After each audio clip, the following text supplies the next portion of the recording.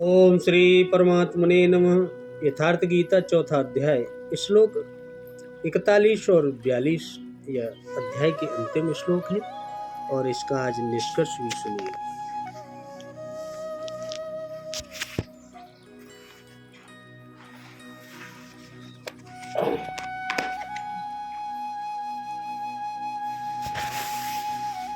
योग संन्यस्त कर्माणं ज्ञान संचिन्न संशयम् आत्मवन्तं न कर्माणि निबन्धन्ते धनंजय।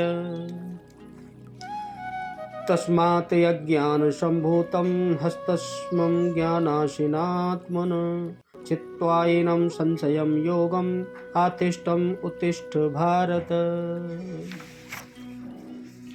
भगवान कह रहे हैं, हे धनंजय, जिसने कर्मयोग की विधि से समस्त कर्मों का परमात्मा में अर्पण कर दिया है, कर्मयोग की विधि से सभी कर्मों का अर्पण कर दिया है, और जिसने विवेक द्वारा समस्त संशयों का नाश कर दिया है, ऐसे बस में किए हुए अंतःकरण वाले पुरुष को कर्म नहीं बांधते, ऐसे व्यक्ति को कर्म नहीं बांधते, भगवान कह रहे हैं।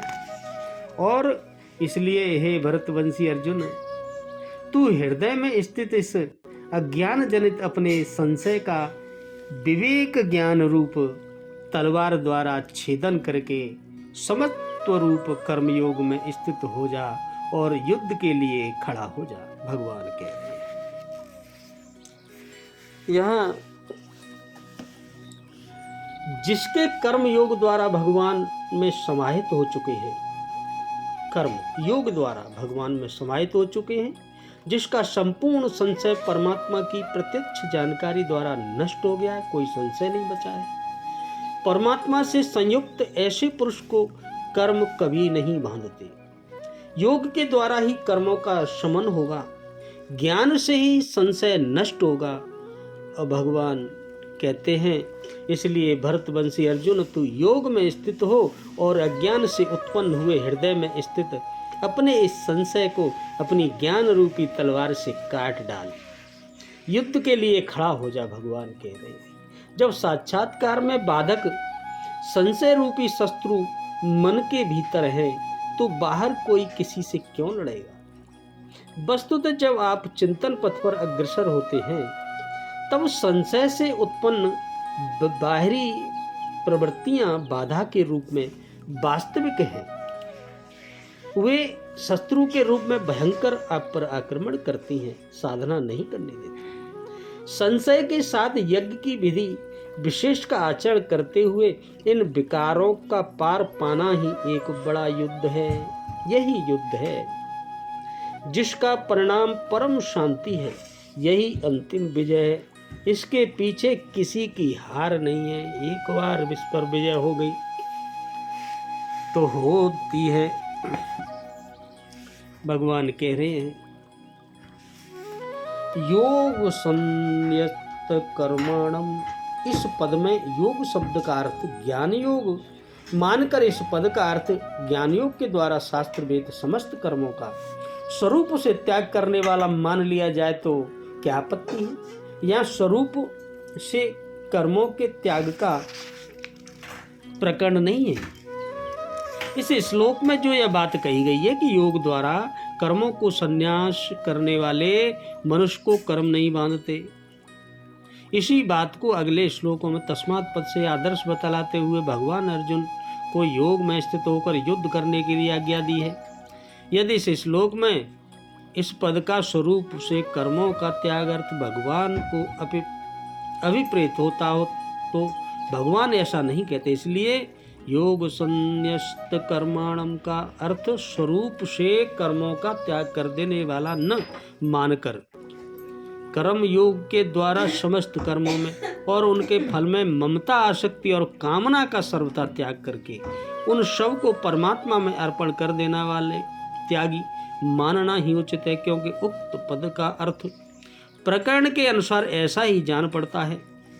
ज्ञान संसिनम संशय, पद में ज्ञान शब्द का क्या अर्थ है। गीता में ज्ञान शब्द किन किन श्लोकों में किन किन अर्थों में व्यवहृत हुआ है, उपयुक्त पद में ज्ञान शब्द किसी भी वस्तु के स्वरूप का विवेचन करके तद विषयक संशय का नाश कर देने वाली विवेक शक्ति का वाचक है।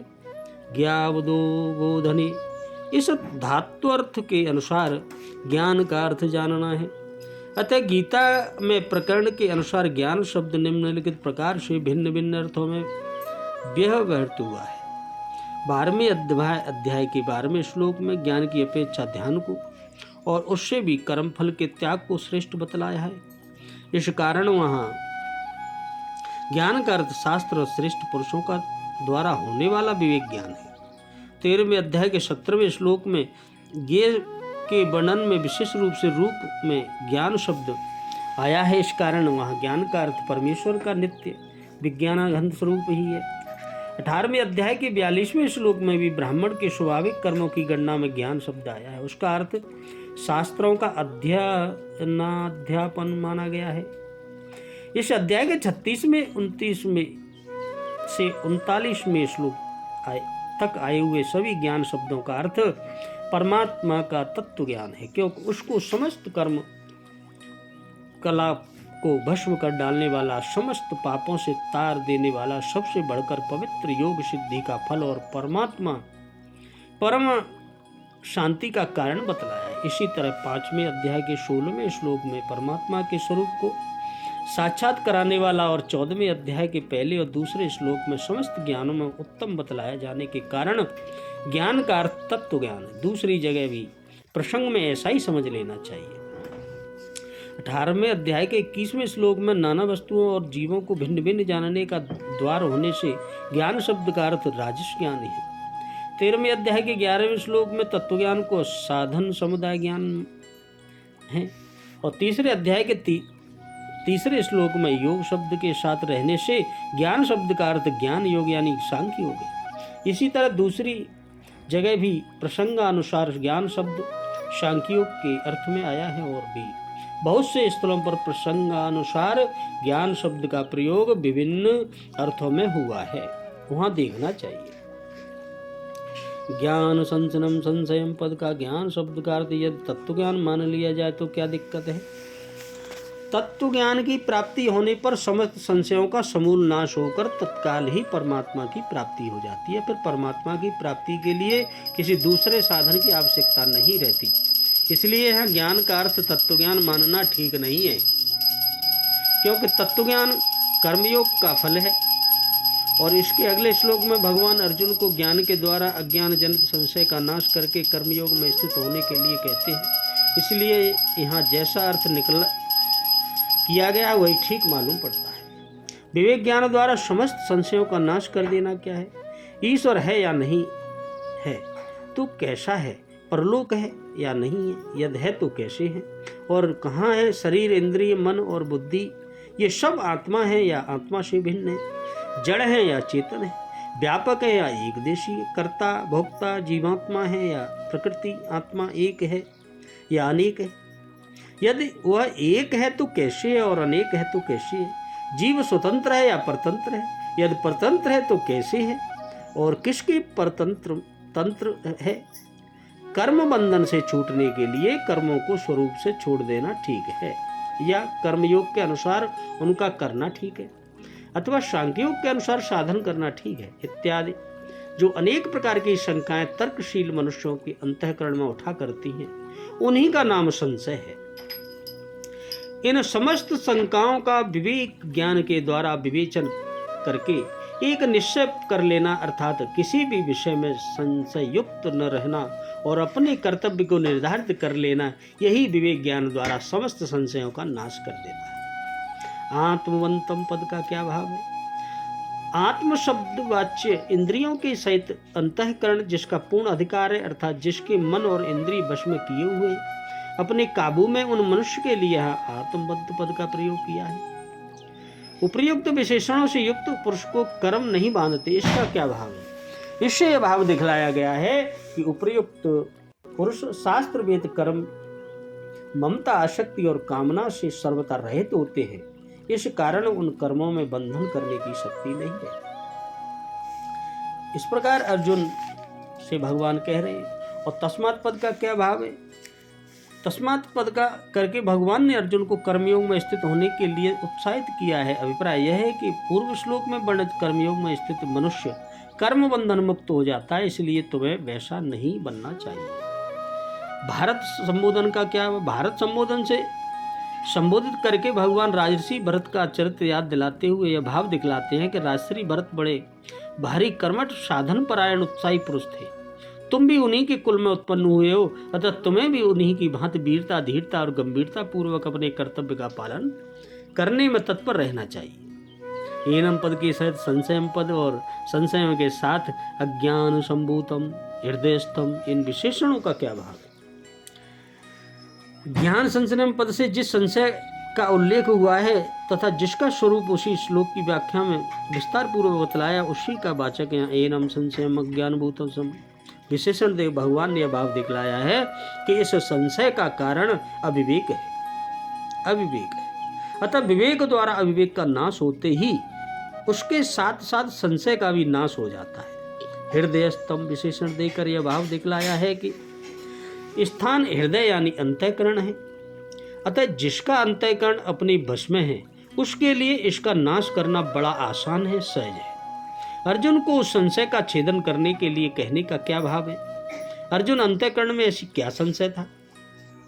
पहले युद्ध को उचित समझकर ही अर्जुन लड़ने के लिए तैयार होकर रणभूमि में आए थे और उन्होंने भगवान से दोनों सेनाओं के बीच में अपना रथ खड़ा करने को कहा था। फिर जब उन्होंने दोनों सेना में उपस्थित अपने बंधु बांधवों को मारने के लिए तैयार देखा तो मोह के कारण वे चिंतामग्न हो गए और युद्ध को पाप कर्म समझने लगे। इसलिए भगवान के द्वारा युद्ध करने के लिए कहे जाने पर वे अपना कर्तव्य निश्चय न कर सके और किंचंतव्य गुणम होकर कहने लगे कि मैं गुरुजनों के साथ कैसे युद्ध कर सकूंगा, मेरे लिए क्या करना श्रेष्ठ और इस युद्ध में किसकी विजय होगी इसका कुछ भी पता नहीं है, तथा मेरे लिए जो कल्याणकारी साधन है वही आप मुझे बतलाइए, मेरा चित्त मोहित हो रहा है। इससे यह बात स्पष्ट हो जाती है कि अर्जुन के अंतःकरण में संशय विद्यमान था। उनकी विवेक शक्ति मोह के कारण कुछ दबी हुई थी, इसी से वह अपने कर्तव्य का निश्चय नहीं कर सकते थे।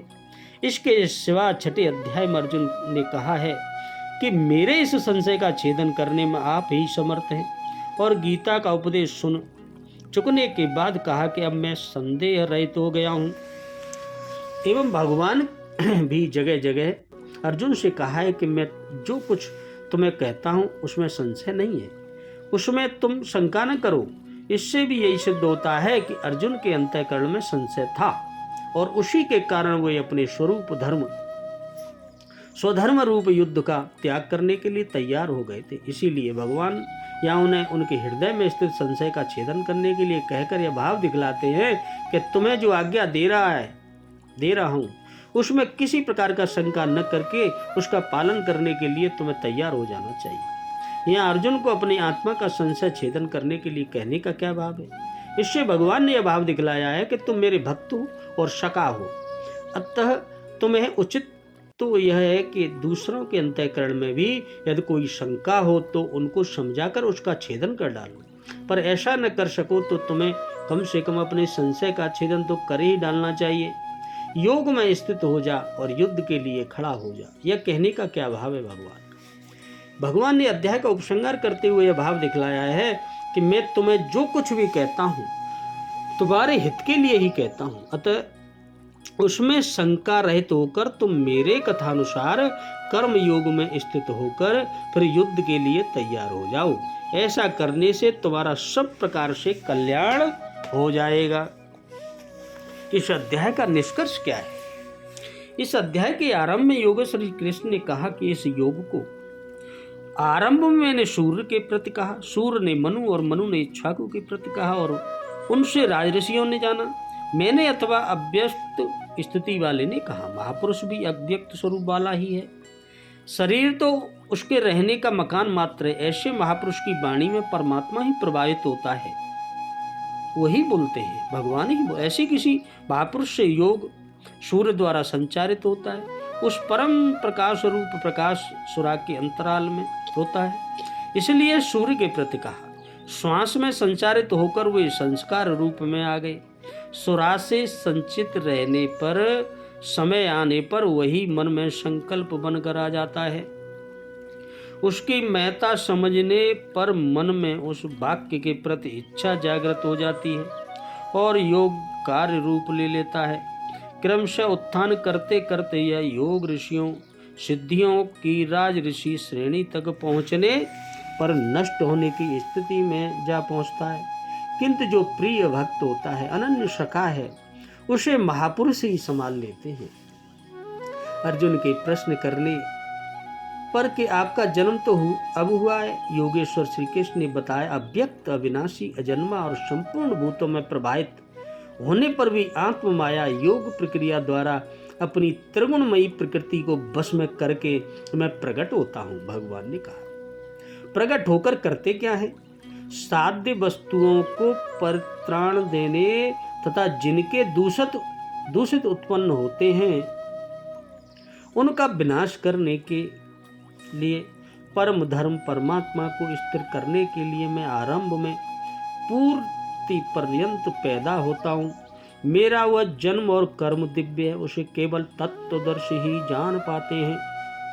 भगवान का आविर्भाव तो कलयुग की अवस्था से ही हो जाता है। यदि सच्ची लगन हो, किंतु आरंभिक साधक समझ ही नहीं पाता कि यह भगवान बोल रहे हैं या यूं ही संकेत मिल रहे हैं। आकाश से कौन बोलता है? महाराज जी बताते थे कि जब भगवान कृपा करते हैं, आत्मा से रथी हो जाते हैं, तो खम्भे से, वृक्ष से, पत्ते से, शून्य से, हर स्थान से बोलते हैं और संभाल लेते हैं आपको। उत्थान होते होते जब परम तत्व परमात्मा विदित हो जाए, तभी स्पर्श के साथ ही वह स्पष्ट समझ जा पाता है।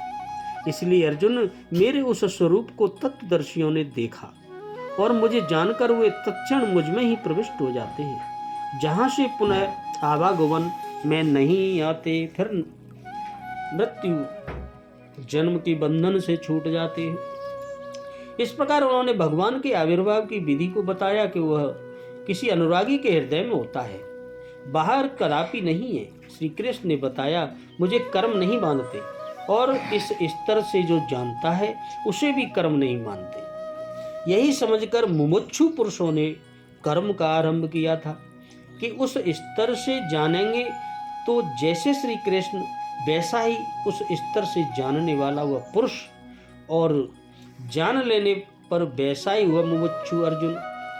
यह उपलब्धि निश्चित है। यदि यज्ञ किया जाए, यज्ञ का स्वरूप बताया, यज्ञ का परिणाम परम तत्व, परम शांति बताया। इस ज्ञान को पाया कहाँ जाए? तब इस पर किसी तत्वदर्शी के पास जाने और उन्हीं की विधियों से पेश आने को कहा भगवान, जिससे वे महापुरुष अनुकूल हो जाएं। योगेश्वर ने स्पष्ट किया कि वह ज्ञान तू स्वयं आचरण करके पाएगा, दूसरे के आचरण से तुझे नहीं मिलेगा। वह भी योग की सिद्धि के काल में प्राप्त होगा, प्रारंभ में नहीं। वह ज्ञान साक्षात्कार हृदय देश में होगा, आपके ही हृदय में, बाहर नहीं मिलेगा। श्रद्धालु, तत्पर, संयतेंद्रिय एवं संशय रहित पुरुष ही उसे प्राप्त करता है। अतः हृदय में स्थित अपने संशय को वैराग्य की तलवार से काट। यह हृदय देश की लड़ाई है, बाहर युद्ध से गीतोक्त युद्ध का कोई प्रयोजन नहीं है, कहीं कोई लड़ाई नहीं है, ये तो जीवन है।